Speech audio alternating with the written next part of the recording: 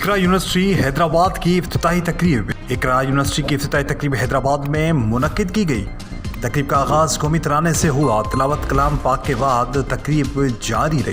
تقریب کے chief guest وفاقی وزیر صحت سید مصطفیٰ کمال اور مہمان خاص سینئر رہنما MQM انیس احمد قائم خانی موجود تھے۔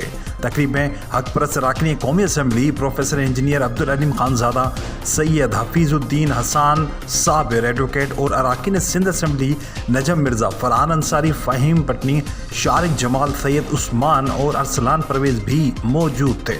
تقریب میں chairman Lakhani group Naveed Lakhani, vice chancellor doctor Nasr Ikram, campus director doctor Imtiaz Hussain, university registrar Asim Majid Rizvi بھی موجود تھے۔ شعبہ تعلیم سے تعلق رکھنے والی شخصیات، کاروباری و سماجی شخصیات نے بھی شرکت کی۔